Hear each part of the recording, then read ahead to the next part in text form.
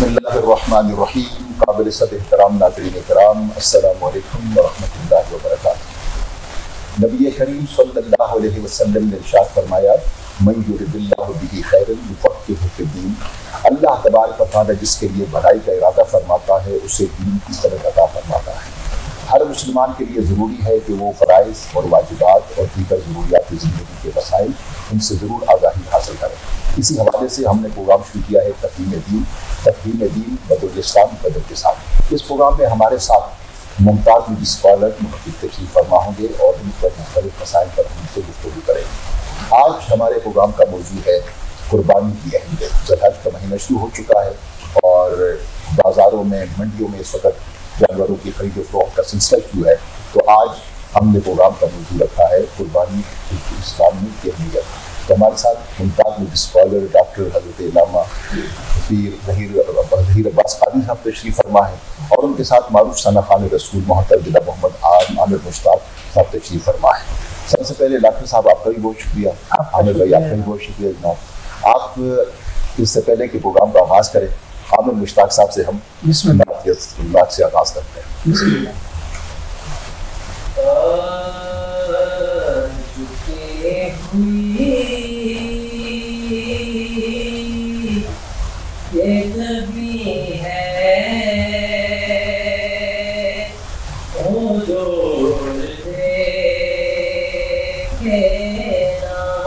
سبحان اللہ سبحان اللہ سبحان اللہ.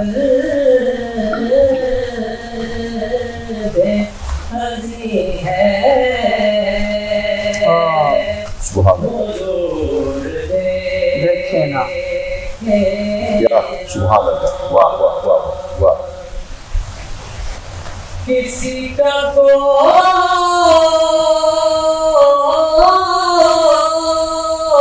تو ہوتا ہے، اتنے لوگوں میں سبحان اللہ سبحان اللہ. کسی کا کوئی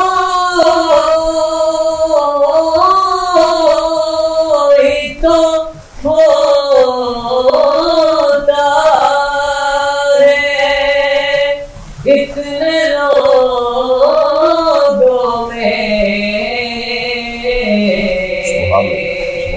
ہمارا کوئی نہیں ہے.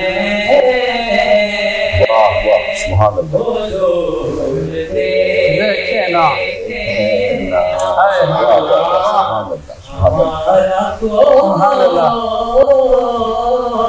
کوئی نہیں ہے، حضور دیکھنا.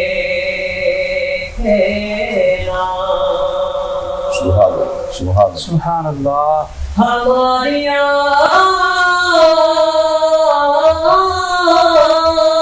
آنکھوں میں خوشیوں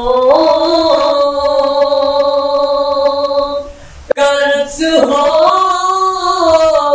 ہوتا تھا. سبحان اللہ سبحان اللہ. ہماری آنکھوں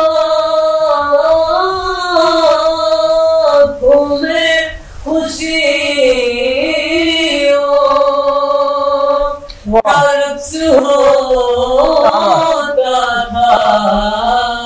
سبحان اللہ سبحان اللہ سبحان اللہ. اب ان میں درد متی ہے. ماشاء اللہ ماشاء اللہ ماشاء اللہ. سبحان اللہ. ہمارا کوئی نہیں ہے، حضور دیکھے.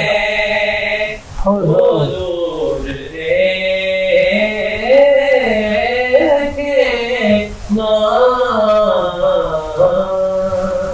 بہت شکریہ جناب، بہت شکریہ مشتاق صاحب. اللہ آپ کو خوش رکھے. ڈاکٹر صاحب آج کے موضوع کی طرف آتے ہیں. قربانی شاعر اسلام میں شامل ہے اور رب العزت کی بارگاہ میں جو اعمال سب سے زیادہ مقبول ہیں ان میں قربانی ہے. آپ سے بس گزارش یہ ہے کہ یہ بتائیے کہ اسلام میں قربانی کی اہمیت کیا ہے؟ سب سے پہلے تو تفہیم دین کا پروگرام شروع کرنے کے لیے آپ کو بہت بہت مبارک اور ساری ٹیم کو بہت بہت مبارک ہو. اللہ تعالیٰ اسے مقبول خاص و عام کرے. اللہ رب العالمین نے سورہ کوثر کے اندر پہلی 2 آیات میں ارشاد فرمایا. اللہ تعالیٰ فرماتا ہے انا اعطیناک الکوثر، اے محبوب علیہ السلام ہم نے آپ کو خیر کثیر عطا فرمایا. فصلی لربک وانحر، سبحان اللہ، بس آپ نماز پڑھیے اور قربانی کیجیے. تو اس آیت طیبہ میں اللہ تعالیٰ نے نماز عید کے بعد پہلے نماز عید پڑھنے کی طرف اشارہ ہے اور اس کے بعد نحر کرنے یعنی قربانی کرنے کا حکم ہے. تو یہ آیت مبارکہ بتا رہی ہے کہ قرآن میں قربانی کا حکم ہے. اگلی بات یہ ہے کہ بہت سارے لوگ وہ اس بات پر مصر ہوتے ہیں کہ قربانی کوئی ضروری نہیں، قربانی کرنی چاہیے. کچھ لوگ کہتے ہیں نہیں کرنی چاہیے، کچھ لوگ کہتے ہیں کہ وہ غربا و مساکین میں تقسیم کر دیں. یہ سوال آگے ہم آپ سے کریں گے چونکہ یہ آیت ہے تو یہ آیت مبارکہ بتا رہی ہے کہ قربانی کے موقع پر قربانی ہی کرنے کا حکم ہے. قربانی کے موقع پر کچھ اور کرنے کی اجازت اس لیے نہیں ہے کہ نص قطعی قرآن کی آیت آ گئی.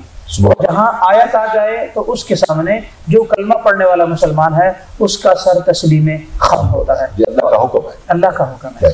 بہت شکریہ جناب. ڈاکٹر صاحب یہ قربانی جس طرح سنت ابراہیمی کی ہم بات کرتے ہیں اور قرآن کے اندر موجود ہے یہ بات، کیا اور قوموں میں بھی قربانی تھی؟ بالکل، اسلام سے پہلے جتنے بھی مذاہب آئے ہیں ان سب میں قربانی تھی. اور جیسے کہ حضرت سیدنا آدم علیہ السلام کے زمانے میں بھی قربانی تھی، حضرت موسیٰ علیہ السلام کے زمانے میں، حضرت عیسیٰ علیہ السلام کے زمانے میں بھی قربانی تھی. وہ یوں کرتے تھے کہ ان کی قبولیت کا عالم الگ ہوتا تھا. جیسے کہ اسرائیلی روایات میں باقاعدہ طور پر موجود ہے کہ وہ جانور ذبح کرتے اور اسے پہاڑ کی چوٹی پر گوشت رکھ دیتے. آسمان سے آگ آتی، اگر وہ آگ اس گوشت کو جلا دیتی تو قربانی قبول شمار ہوتی، اور اگر آگ گوشت کی طرف نہ جاتی تو وہ قربانی قبول شمار نہیں ہوتی تھی، وہ ریجیکٹڈ شمار ہوتی. لہذا اسلام سے پہلے اللہ تعالیٰ نے اس انداز سے لوگوں کی قربانیاں قبول کی ہیں یا پھر نہیں کی. جیسے کہ پہلے زمانے میں یہ تھا کہ کوئی رات کو اگر خدا نخواستہ گناہ کرتا تو صبح اس کے دروازے پہ لکھا ہوتا تھا. تو اللہ تعالیٰ نے ہمارے نبی رحمت للعالمین صلی اللہ علیہ وسلم کا صدقہ ہم پر یہ کرم فرمایا ہے کہ ہم گناہگاروں کے بھرم اللہ رکھتا ہے، اور ہم میں سے ہر ایک جو ہے وہ یہی گمان کرتا ہے کہ میں نے جانور ذبح کیا ہے تو اللہ میری قربانی قبول فرمائے گا. اس لیے پہلے امتوں میں بھی قربانی ہوتی تھی اور اس امت میں بھی ہے. پہلی امت کی قربانی قبول ہونے میں فرق تھا، آج بھی ہے، مگر پہلی امتوں کی جو فضیلت وہ اپنی جگہ پر 1,24,000 کم و بیش انبیاء کی جتنی بھی امتیں ہیں تمام امتوں سے افضل قربانی اس امت محمدیہ کی ہے، اور اجر بھی اس کا زیادہ ہے. آدم علیہ السلام کے 2 بیٹوں کا قربانی کا ذکر تو قرآن کے اندر موجود ہے. اچھا اب تھوڑا سا ہم آتے ہیں اس طرف. آپ دیکھتے ہیں منڈیوں میں جب قربانی کے دن آتے ہیں تو لوگوں کا جوش خروش بڑھ جاتا ہے. تو ہمیں جب قربانی کا جانور خریدنا ہے تو یہ ہر ایک بندے کو پتہ ہونا چاہیے کہ جانور جب ہم خرید رہے ہیں تو اس کون سے جانور کی قربانی ہونی چاہیے اور کس عمر کی ہونی چاہیے. بالکل ایسا ہی ہے. قربانی کے لیے 4 طرح کے جانور ہیں. سب سے پہلے ہے بھیڑ اور بکری، تو اس کی عمر 1 سال ہو، اور اگر یعنی بکری یا بکرا ہے تو اس کی عمر 1 سال ہو. اگر دمبا ہے یا پھر بھیڑ ہے تو، اور اگر وہ صحت مند ہے تو، اور اگر اس کی عمر 6 مہینے بھی ہے اور سال کا لگے تو اس کی قربانی جائز ہے. دوسری ہے گائے، بھینس، بیل. تو یہ تینوں جو ہیں ان کی قربانی کے لیے عمر ہے 2 سال. تو ان کی جب عمر 2 سال ہو جائے یا اس سے زیادہ ہو جائے تو ان کی قربانی جائز ہے. تو یہ عمر دیکھ لینا ضروری ہے. اور میں بتاتا ہوں عمر دیکھ لینا ضروری ہے. اور اس میں پنجابی میں یہ کہتے ہیں کہ دوندا جانور ہو، یعنی جس کے 2 دانت گرے ہوئے ہوں، تو وہ دوندا جانور جو ہے اس کی قربانی بھی ہوتی ہے. اچھا مگر اسلام کے اندر جو ہے نا وہ عمر شمار ہوگی 2 سال، بھینس کی، بیل کی اور گائے کی. اور تیسرا ہے جانور اونٹ. تو جو اونٹ ہے اس کی عمر ہے 5 سال کم از کم، یا اس سے زیادہ جتنی بھی عمر کا ہو.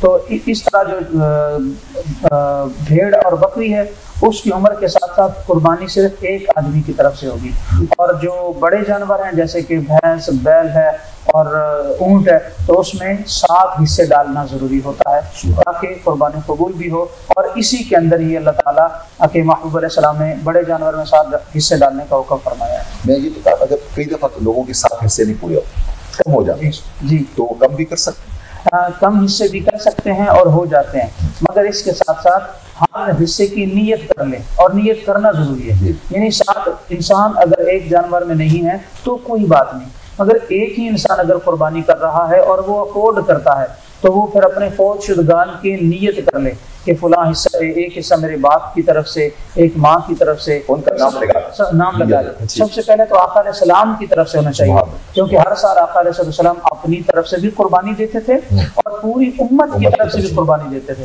تو اب امت پر بھی یہ حق ہے نبی علیہ السلام کا۔ بہت سارے حقوق میں سے ایک حق یہ ہے کہ اگر ہم افورڈ کریں تو ایک قربانی جو ہے وہ آقا علیہ السلام کی دیا کریں، اور پھر دوسری اگر دینا چاہیں تو پوری امت کی طرف سے۔ سبحان اللہ۔ اچھا حضور، ڈاکٹر صاحب یہ بتائیے کہ کچھ جانور ایسے ہوتے ہیں جن میں کچھ نقص ہوتا ہے اور وہ قربانی کے قابل نہیں ہوتے، ہمارے ناظرین کو بتائیے کہ ایسے کون سے جانور ہیں اور کون کون سے نقص ہیں کہ جو جانور میں ہو قربانی جائز ہے؟ جی، ایک اصول کی بات ہے، اور وہ یہ ہے کہ جانور کا وہ عیب جو دیکھنے سے واضح طور پر نظر آئے کہ یہ عیب ہے، وہ کسی بھی جانور میں ہو ان تینوں قسموں میں سے، تو اس کی قربانی جائز نہیں ہے۔ بطور مثال اگر ہم اس کی ڈیٹیل میں جائیں تو یہ ہوگا کہ اگر بکری ہے یا گائے ہے یا بھینس ہے، اگر وہ ذبح کر رہے ہیں تو اس کی 4 کھیریاں ہوتی ہیں جن سے دودھ آتا ہے، تو اگر ایک کھیری ماری ہوئی ہے اور وہ کام نہیں کر رہی تو اس کی قربانی جائز نہیں ہے۔ وجہ یہ ہے کہ یہ مکمل عیب ہے۔ یوں ہی اگر کسی جانور کا کان ہے 1/4 حصہ کٹا ہوا ہے، یعنی اگر کان کے 4 حصے کریں تو 1/4 حصہ اگر کٹا ہوا ہے اور وہ واضح طور پر نظر آ رہا ہے تو اس کی قربانی جائز نہیں ہے۔ اسی طرح اگر کوئی جانور جو سینگوں والا ہے جیسے کہ بکری ہے، بھیڑ ہے، بیل ہے، بھینس ہے، تو ان کے سینگ ہوتے ہیں، تو کسی کا اگر ایک سینگ ہے اور ایک ٹوٹا ہوا ہے تو یہ عیب شمار ہوگا، تو دونوں سینگوں کا ہونا ضروری ہے۔ اگر دوسرے میں سے یا 2 سینگوں میں سے ایک تھوڑا بہت اگر ٹوٹا ہوا ہے تو وہ خیر ہے، اور اسی طرح کان 1/4 حصے سے کم کٹا ہوا اگر لگتا ہے تو اس کی قربانی ہو جائے گی۔ مگر حدیث مبارکہ میں یہی ہے کہ اللہ تعالیٰ کی بارگاہ میں جب قربانی دو تو ایسا جانور دو جو بے عیب ہو بذات، وہ اس کی زیادہ فضیلت۔ سبحان اللہ، بہت خوبصورت آپ نے بات کی ہے۔ صرف ایک بات بھی جو ہے علماء کرام سے سنی ہے کہ اتنا لاغر جانور، اتنا کمزور جو اپنی ٹانگوں پہ چل کے قربانگاہ تک نہ پہنچ سکے تو اس کی قربانی بھی جائز ہے۔ جی بالکل، اس کی قربانی بھی جائز نہیں۔ وہ تو یوں کہہ رہے ہیں کہ آج کل ہمارے ہاں تو جو لاغر جانور ہے نا، اس کی طرف تو ہمارے لوگ نہیں جاتے، یعنی یہ ہم کہنے کی حد تک تو مسئلہ بتاتے ہیں، مگر جو لاغر جانور ہوتا ہے ہمارے ہاں عام لوگ تو اس کا صدقہ بھی نہیں دیتے چیز ہے قربانی پہ۔ ہمارے ہاں یہ ہوتا ہے کہ وہ مضبوط اور طاقتور اور فربا موٹا تازہ جو جانور ہے اس کی قربانی دینے کو زیادہ ترجیح دیتے ہیں، تو اس لیے آپ نے بجا فرمایا۔ اچھا پروفیسر صاحب، آگے تھوڑا سا چلتے ہیں۔ جی، جس طرح آپ نے کہا کہ پہلی قوموں میں قربانی تھی جی، تو گوشت جو ہے آتی تھی لے جاتی تھی، جی، لیکن ہم پر تو اللہ تعالیٰ نے خصوصی کرم فرمایا ہے کہ ہم خود ہی قربانی کر جاتے ہیں، خود ہی کھا بھی جاتے ہیں، اور پھر بھی اللہ کی بارگاہ میں قبول ہوتی ہے۔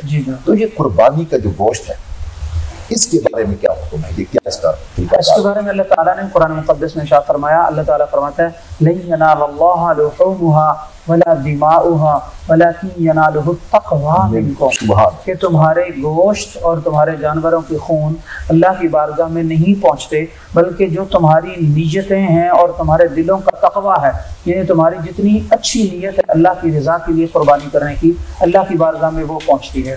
مگر قربانی کرنے کا ایک فلسفہ بھی ہے، اور وہ فلسفہ مین یہ ہے کہ اپنے مال میں سے، اللہ کے دیے ہوئے مال میں سے، اللہ کی رضا کے لیے اللہ کی بارگاہ میں اپنے مال میں سے جانور کو لے کر قربان کیا جائے۔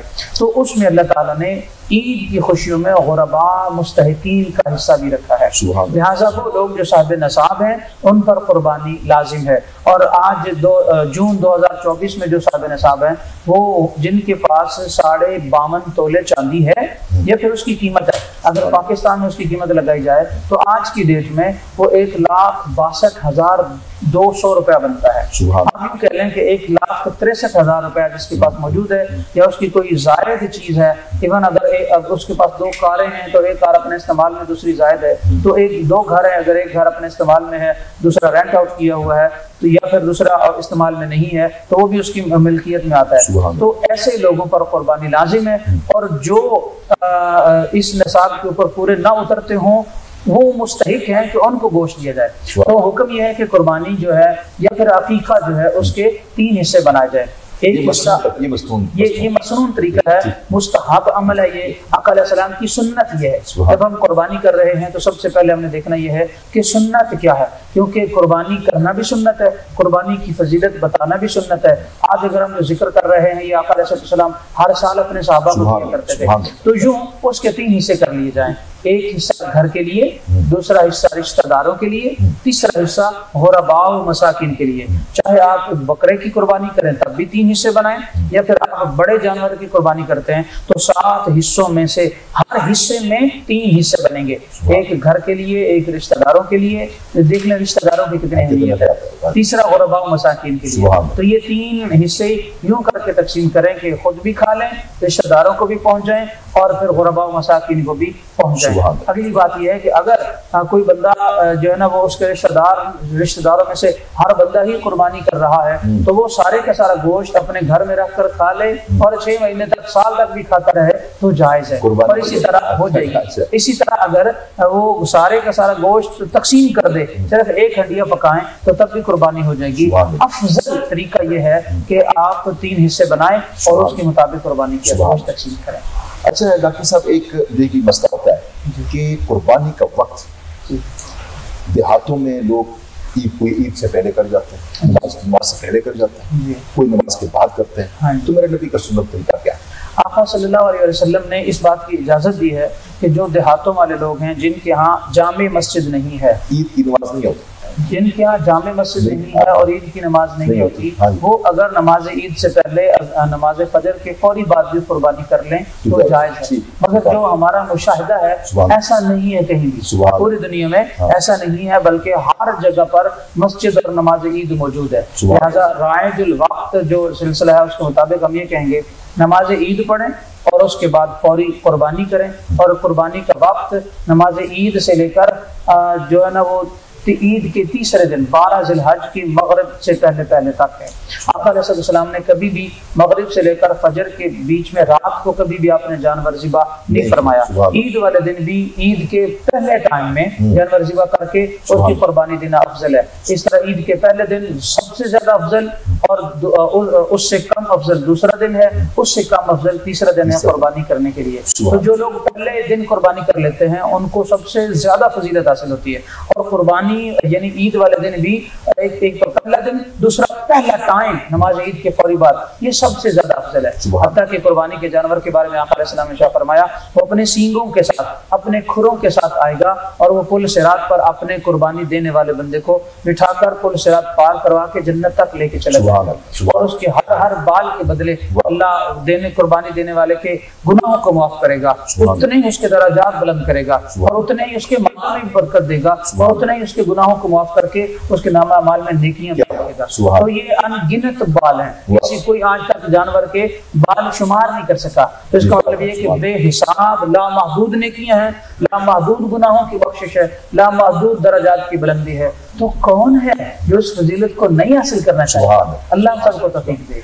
डॉक्टर साहब, बड़ी खूबसूरत आपने बात की थी, हदीस में गोश्त की बात नहीं आई, सींगों की बात आई और खुरों की बात, जो हमारे किसी काम के नहीं होते। सींग भी हम फेंक देते हैं, खुरे भी हम फेंक देते हैं, हमारे दुनिया में तो किसी काम के नहीं है, लेकिन जो चीज काम की नहीं वो भी काम की है, और जो काम की है उसकी फजीलत ताला बहुत जाना है। क्या बात, सुभान अल्लाह, सुभान अल्लाह। बहुत खूबसूरत आपने बात है कि कई लोग कुर्बानी नहीं कर सकते जी, जिसमें कई हदीसें भी मेरे नबी की हैं। हमने उलमा इकराम से सुना कि भाई जब जिलहज का चांद नजर आए तो आप अपने बाल कटवाना छोड़ दें, नाखून कटवाना छोड़ दें, तो फिर आपको जो है कुर्बानी का सवाब मिलेगा। जिस दिन जो है लोग कुर्बानी करेंगे उस दिन आप अपनी इजाजत बनवा लें। इस बारे में आप क्या कहें? इस बारे में यह है कि आका सल्लल्लाहु अलैहि वसल्लम ने फरमाया जिसने कुर्बानी देनी हो वो भी, और जिसने कुर्बानी न करनी हो वो भी, उनके लिए मुस्तहब अमल है यानी ना ये फ़र्ज है ना ये वाजिब है, और ऐसा भी नहीं कि जो नहीं करेगा वो गुनाहगार है, नहीं, ये सुन्नत है आका अलैहिस्सलाम की।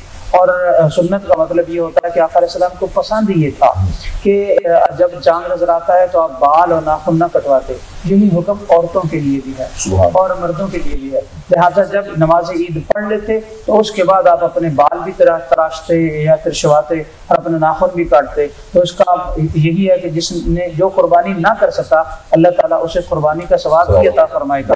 मगर इसकी फजीलत अलग से है कि जिसने कुर्बानी करनी है उसे कुर्बानी का भी सवाब मिलेगा और अलग से नाखून और बाल काटने का सवाब, बाल ना काटने का सवाब जो है वो मिलेगा। और जब ईद की नमाज के बाद वो काट लेगा तो फिर कई गुना ज्यादा सवाब। बस प्रोग्राम के इख्तिताम की तरफ चलते हैं। कई लोग नफली कुर्बानी करते हैं जी, तो नफली जो कुर्बानी करते हैं उनके लिए शरीयत का क्या हुक्म है कि नफली कुर्बानी करने वाले को अपनी कुर्बानी के लिए क्या हुक्म? जी, नफली कुर्बानी करना बहुत अफजल बात है।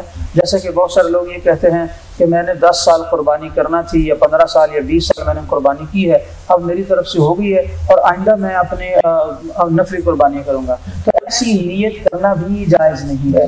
वजह यह है कि जब आप कुर्बानी देने की अहलियत रखते हैं तो वही नसाब यानी 52.5 तोले चांदी जिसके पास यानी 1,63,000 रुपए हैं, उस पर सबसे पहले तो अपनी कुर्बानी देना वाजिब है। और उसके बाद अगर वो ज्यादा अफोर्ड करता है तो सबसे पहले उस पर लाजिम है कि अपनी कुर्बानी दे, फिर नफली कुर्बानी जिसके लिए भी देना चाहे उसे देने के लिए इजाजत है और उसकी भी वही फजीलत है जैसा कि अपनी कुर्बानी देने की फजीलत है। तो जो जितनी ज्यादा कुर्बानियां देगा अल्लाह ताला उसे उतना ही ज्यादा फजीलत और सवाब अता फरमाएगा। बहुत बहुत शुक्रिया जी डॉक्टर साहब। बस आखिरी सवाल का जवाब आप दे दीजिएगा। आज का क्योंकि जी सोशल मीडिया का दौर है, जब ईद करीब आती है तो कुछ लोग मुतहरक हो जाते हैं जी कि जी आप गरीबों की मदद क्यों नहीं करते, हाँ जी, आप बच्चों की गरीबों की शादी क्यों नहीं करवाते जी, तो उनको एक मुख्तसर से मैसेज दीजिए क्योंकि टाइम हमारा खत्म होने हाँ जी। वो उसका जवाब ये है कि हज का जो लोग लाखों लोग मुसलमान हज के लिए 2024 में अभी गए हुए हैं तो उन सबको चाहिए था ना कि गुरबाओ मसाकीन की मदद कर देते, शादियां करवा देते और ये जो रिफाही तंजीमें हैं उनको दे देते, मगर वो हज पर ही क्यों गए हैं? तो इसका जवाब ये है कि अल्लाह ताला ने कुरान मुक़द्दस में फरमाया वलिल्लाहि अलन्नासि हिज्जुल बैति मन इस्तताअ इलैहि सबीला। तो हज के दिन यानी 10 ज़िलहज को या 7, 8 और 9 और 10 जो हैं इस ज़िलहज के दिनों में हज करना ही अल्लाह का हुक्म है और अल्लाह ताला के हुक्म पर अमल करना जरूरी है। इस तरह 5 वक्त में हम कुछ दूसरा अमल नहीं कर सकते। सबसे पहले हम पर नमाज फर्ज है। यूं ही अल्लाह ताला ने हज फर्ज फरमाया और यूं ही कुर्बानी के दिन कोई और सदका आप करेंगे तो उसका सवाब आपको कम मिलेगा। और अगर आप पर कुर्बानी वाजिब है और आप कुर्बानी नहीं कर रहे, सदका खैरात कर रहे हैं तो अल्लाह की बारगाह में आप गुनाहगार हैं और गुनाह कबीरा के मुर्तकिब हैं। लिहाजा लाजिम ये है कि ईद के दिन कुर्बानी ही करने का हुक्म है, जैसा कि सूरह कौसर की आयत नंबर 2 में अल्लाह ने फरमाया फसल्लि लिरब्बिका वन्हर। जब कुरान में अल्लाह ने कह दिया कि नमाज ईद अदा करो और उसके बाद कुर्बानी करो तो बस जिसने कलमा पढ़ा है ला इलाहा इल्लल्लाह मुहम्मदुर रसूलुल्लाह, अब वो अल्लाह के इसी हुक्म पर ही अमल करेगा, अपनी अकल वो नहीं लड़ाएगा। तो जो अल्लाह के हुक्म के सामने अपनी अकल लड़ाते हैं वो अल्लाह करीम की बारगाह के मुजरिम भी हैं और वो शरीयत की हदों को तोड़ने के मुर्तकिब भी होते हैं। तो अल्लाह ताला ऐसे लोगों को हिदायत अता फरमाए। हमें अल्लाह के हुक्म पर अमल करने का हुक्म है, जो उसके खिलाफ करेगा उसका अमल ही कबूल नहीं होता। बहुत बहुत शुक्रिया जी डॉक्टर साहब, बहुत शुक्रिया। वक्त हमारा मुख्तसर था लेकिन आपने बहुत सारी गुफ्तगू भी कर दी और बहुत सारे मसाइल से हमारे नाज़रीन को आगाह भी किया। मोहतरम नाज़रीन किराम, हमारे प्रोग्राम का वक्त खत्म होता है लेकिन मैं एक ही बात पे आज का प्रोग्राम खत्म करूंगा कि जब अल्लाह और उसके रसूल का हुक्म आ जाए तो वहां पर अपनी मर्जी नहीं चलती। बिल्कुल, अपनी सोच को एक तरफ रख लें। जब हम नबी का कलमा पढ़ते हैं तो फिर हमें अपने नबी की बात को मानना है। अल्लाह का हुक्म यह है कि कुर्बानी करनी है, ये अल्लाह का हुक्म है, इसलिए फिर बाकी लोगों की बातों को छोड़ दें, अल्लाह के हुक्म के सामने सर तस्लीम खम कर दें। बहुत बहुत शुक्रिया। तफहीम दीन प्रोग्राम इख्तिताम को पहुंचा। अपने मेज़बान बदरुल इस्लाम बदर को इजाज़त दीजिए और जाते जाते तो फिर हम आमिर मुश्ताक साहब से बारगाह रिसालत में गुनाह नजराना पेश करने की दरख्वास्त करें। काबे की रौनक काबे का मंज़र, अल्लाहु अकबर अल्लाहु अकबर, सुभान अल्लाह। तो लेके जाओ बराबर, अल्लाह अल्लाह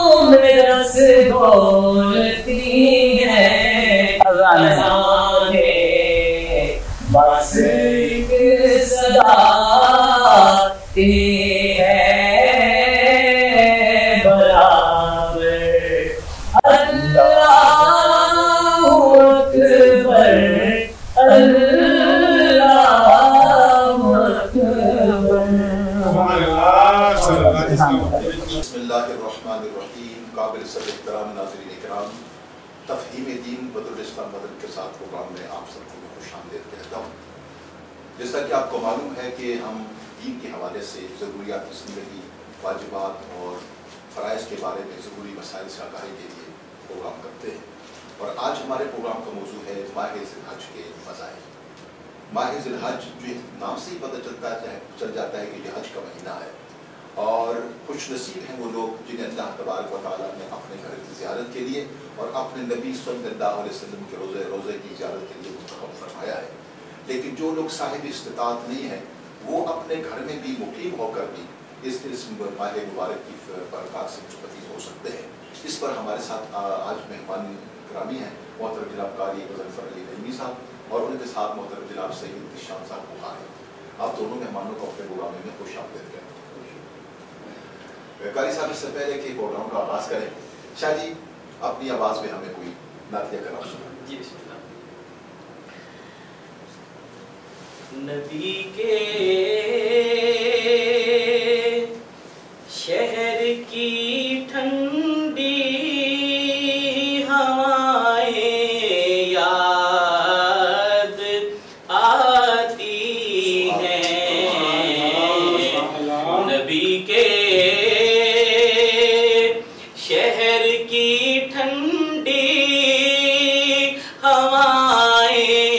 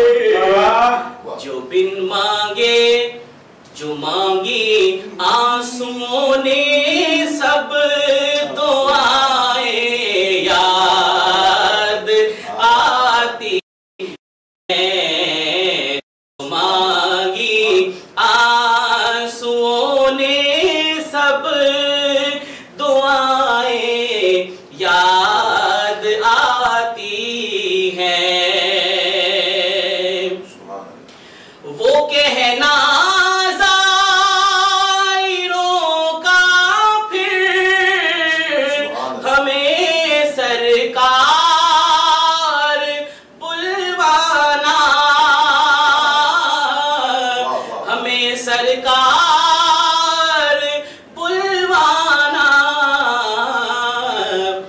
जो हाजिर होके की थी इल्तिजाए याद आती है। नबी के शहर की ठंडी हवाएं याद आती हैं। बहुत शुक्रिया जी शाह साहब, बड़ी खूबसूरत बात आपने पेश की है।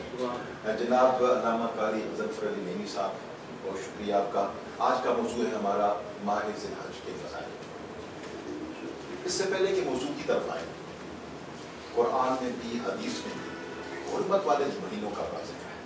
ये हुर्मत वाले महीने हैं कौन कौन से और इनको हुर्मत वाला कहा तो जाता है? बिस्मिल्लाहिर्रहमानिर्रहीम। बहुत अच्छा सवाल आपने किया। ये जो हुर्मत वाले महीने हैं, ये 4 महीने हैं।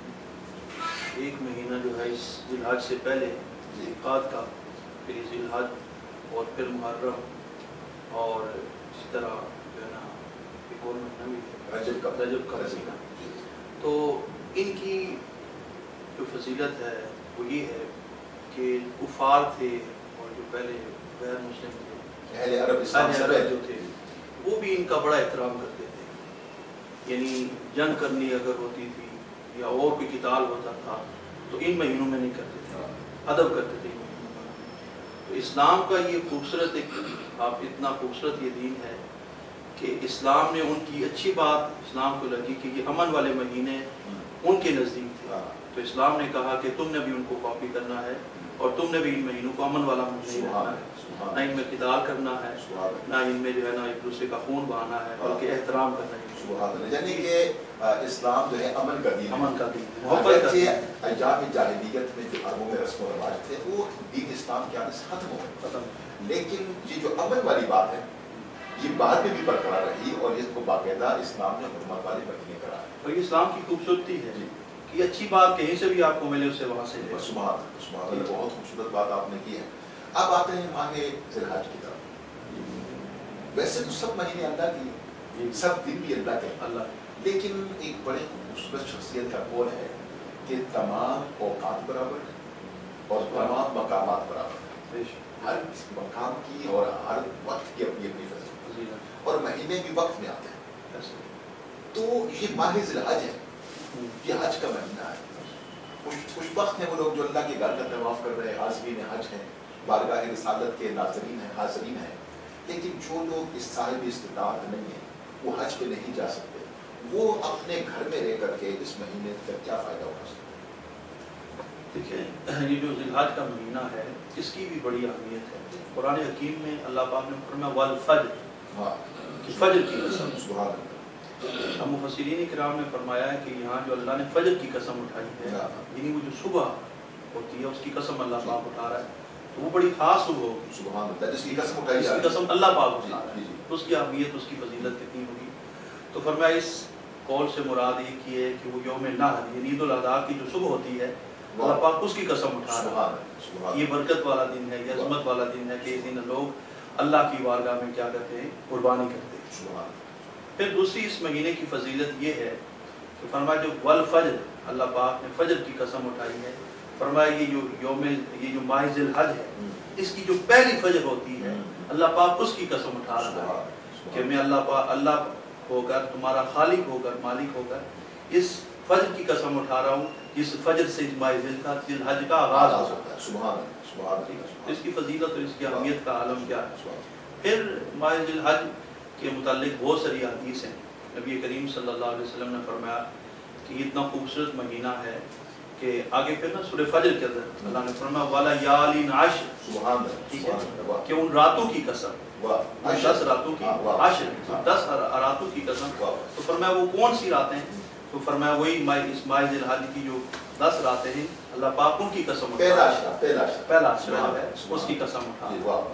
और फिर फरमाया इन रातों की फजीलत इतनी ज़्यादा है, इनकी अहमियत इतनी ज़्यादा है अल्लाह के नज़दीक, अल्लाह के रसूल सल्लल्लाहु अलैहि वसल्लम के नज़दीक, कि फरमाया कि जो इस एक रात में इबादत करेगा अल्लाह पाक उसे लैलतुल क़द्र जितना सवाब अता फरमाए। सुभान अल्लाह, सुभान अल्लाह, क्या बात है, सुभान अल्लाह। और फिर नबी करीम सल्लल्लाहु अलैहि वसल्लम ने फरमाया, मुख्तलिफ सहाबा इकराम ने, हज़रत अबू हुरैरा, हज़रत इब्न अब्बास इन हदीस के रावी हैं, फरमाया कि इनमें ये जो पहले 9 दिन हैं, क्योंकि 10 जो दिन ज़िलहज उसका तो रोज़ा नहीं आप रख सकते, ये जो पहले 9 दिन हैं इनमें से जो शख्स एक दिन का रोज़ा रखता है अल्लाह पाक उसे 1 साल के रोज़ों का सवाब अता फरमाता है। क्या बात है, सुभान अल्लाह, सुभान अल्लाह। इसकी बहुत बड़ी फजीलत है। कारी साहब जो है, जिस तरह आखिरी अशरा होता है रमज़ान शरीफ, जी, लोग इत्तिकाफ बैठते हैं और उनके लिए एक हुक्म होता है कि ताक रातों में लैलतुल क़द्र को तलाश करें। लेकिन इस अशरे के बारे में फरमाया कि वलिजान आशिफ आगे है वशफ़ई वल वतर, यानी कि ताक रातें भी और जुफ्त ताक रातें, यानी इन रातों में उधर तो सिर्फ ताक रातें हैं और यहाँ पर ताक भी और जुफ्त भी, यानी ये सारी की सारी रातें जितनी हैं सारी की सारी जो है बड़ी बरकत वाली। इसमें सिर्फ ताक की बात नहीं है, इसमें जो है जुफ्त भी है और ताक पूरा अशरा। एक सवाल आपसे, आपने रोजे का जिक्र बीच में किया, तो किन किन दिनों का रोजा रखा जा सकता है?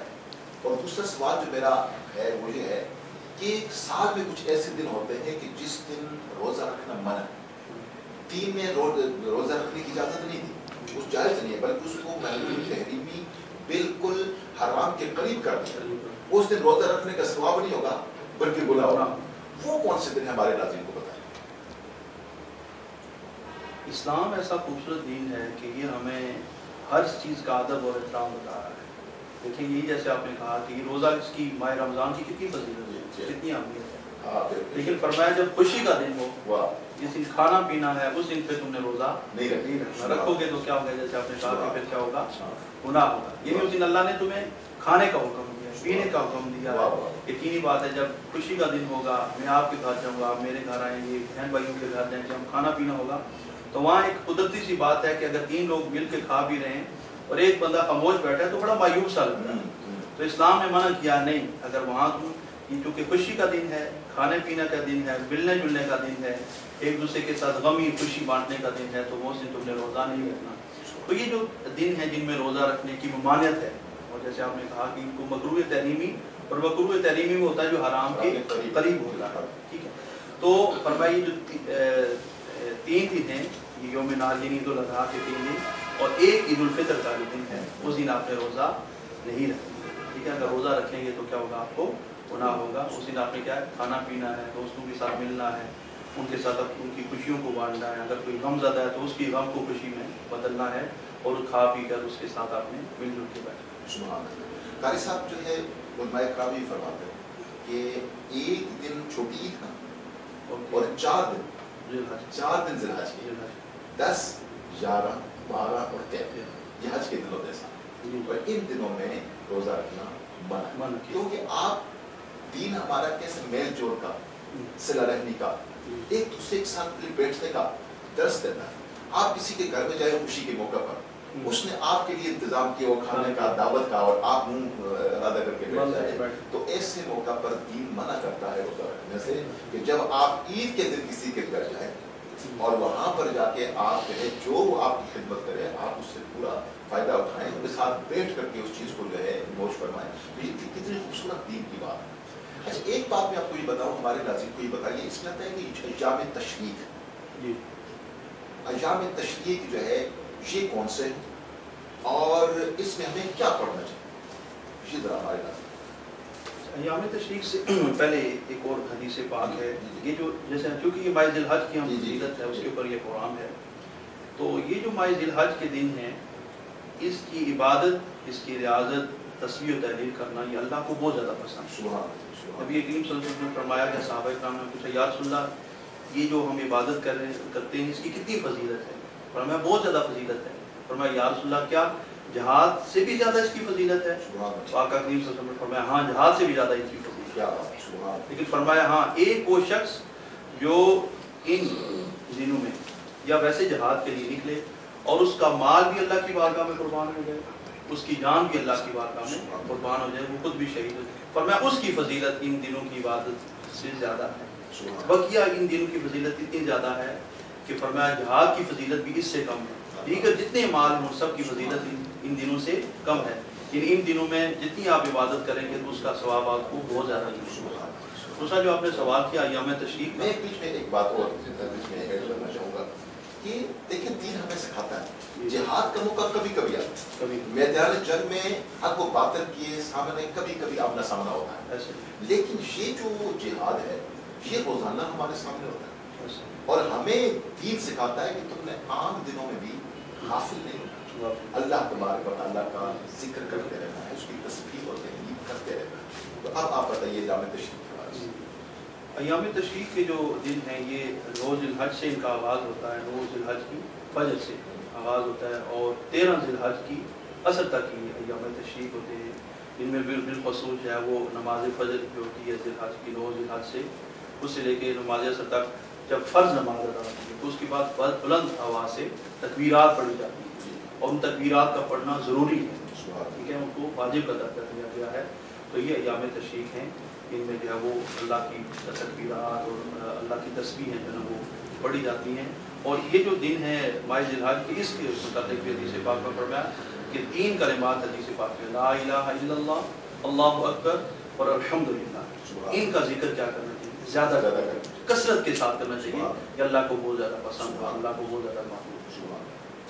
इसमें जो है 9 जिलहज की सुबह से लेके 13 जिलहज की असर की नमाज है तो ये 23 नमाजें बनती हैं और 23 नमाजों में हर फर्ज के बाद एक बार अल्लाहु अकबर ला इलाहा इल्लल्लाह अल्लाहु अकबर लिल्लाहिल हम्द कहना ही वाजिब और 3 बार तो ये जितने भी लोग हैं हमारे दोस्त सुन रहे हैं, आज सामीन नाज़रीन जो सुन रहे हैं, उनसे हमारी गुजारिश ये है कि ये नोट करें 9 जिलहज की सुबह की नमाज और 13 जिलहज की असर की नमाज तक इतनी आवाज में आपने पढ़ना है कि आपके दाएं बाएं जो लोग हैं उनको भी आवाज आए, अगर वो भूले हुए हैं तो उसको भी याद आ जाए, वो भी आपके साथ पढ़ना शुरू करें।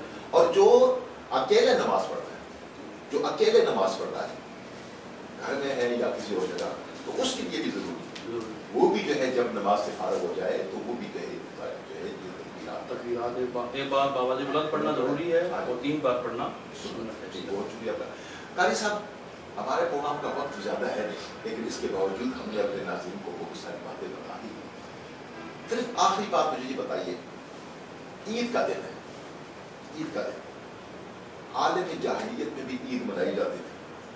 मेरे नबी ने आकर के अहले मदीना को फरमाया कि तुम 2 दिन आलम जाहिलियत में तो खेल कूद में गुजारते थे, अब अल्लाह ने मुझे भी 2 दिन दिए हैं, एक ईद उल फितर और ईद उल अज़हा। वो सारा दिन खेल कूद में गुजारते थे, लेकिन हमारे लिए हुक्म यह है कि हम खेल कूद में न गुजारें बल्कि बाकी दिनों में हम 5 नमाजें पढ़ते हैं और ईद के दिन हम 6 नमाजें पढ़ते हैं। इसकी वजह क्या है, बस ये आखिरी बात है। जैसे आपने अभी फरमाया कि करीम सल्लल्लाहु अलैहि वसल्लम ने फरमाया कि जैसे ज़माने जाहिलियत में तुम सिर्फ अपनी ज़िंदगी जो दिन थे इनको लाभ में गुजारते थे। दूसरी अगर सादा अल्फाज में तो अल्लाह की नाफरमानी में गुजारते थे। और फरमाया अब मैं जो तुम्हें दिन मेरे वसीले से जो तुम्हें 2 दिन मिले, एक है ईद उल फितर का दिन और एक है ईद उल अज़हा का दिन, ठीक है, इसमें तुम इबादत भी करो और खुशी भी मनाओ ताकि इबादत का भी तुम्हें सवाब मिले और खुशी भी तुम्हें। जैसे हमने शुरू में कहा कि हम एक दूसरे से जब देखे मिलते हैं, बहुत सारे दोस्त जो है ना वो सालों बाद मिलते हैं, कई सालों बाद मिलते हैं, ठीक है, के ऊपर, और वो एक दूसरे के साथ जब मिलते हैं तो उनकी खुशी दुबाला होता है, दिल जो है ना वो खुश हो जाता है, बाग हो जाता है। मतलब एक ऐसा शख्स जिसको आपने साल बाद देखा है तो उसको देख कर तो आपका चेहरा खिलखिला उठता है, यार कितने दिनों के बाद, कितने सालों के बाद मैंने इसे देखा है, ठीक है। तो इन दिनों में हमें हमारे नाज़रीन को हमने ये भी बताना है कि हमने क्योंकि हमारे माशरे में भी ये हो गया है कि हमारे बहुत सारे जवान बिलखसूस वो लोग भी जो कुर्बानी करते हैं, यानी नमाज पढ़ी और उसके बाद आके वो नमाज भूल गए, अल्लाह की इबादत भूल गए, अल्लाह की तस्बीह करना, अल्लाह को याद करना, और ये सारी चीज़ हम भूल जाते हैं। बस कुर्बानी की और गोश्त पाया जनाब, कहीं बारबेक्यू हो रहा है, कहीं फैमिलीज आ रही हैं और नमाजें सारी फौत हो जाती हैं, अल्लाह का जिक्र सारा क्या है उसे हम भुला देते हैं, गाफिल हो जाते हैं। तो हमने अल्लाह के जिक्र से भी गाफिल नहीं होना और खुशियों से भी गाफिल नहीं। बहुत शुक्रिया जी कारी साहब, आपका बहुत बहुत शुक्रिया जनाब। हमारे प्रोग्राम का वक्त खत्म होता है और नाज़रीन किराम, जिस तरह के आप हमारे कारी साहब ने बताया और मैं भी आपको बताना चाहता हूँ, मेरा मैसेज ये है कि आप ईद की जरूर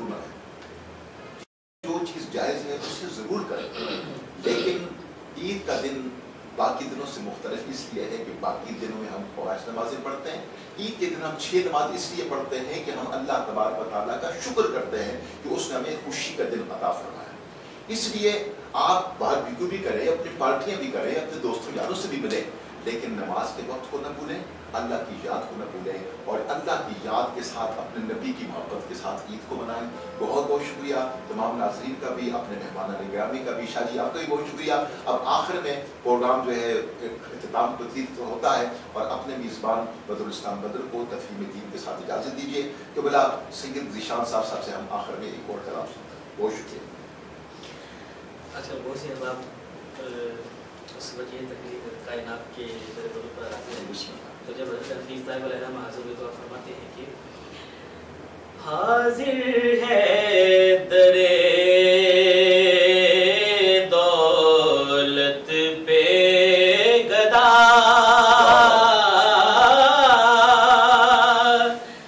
सरकार तवज्जो फरमाए, हाजिर है दरे दौलत पे गदा, सरकार तवज्जो फरमाए, मोहताजे नजर है हाल मेरा,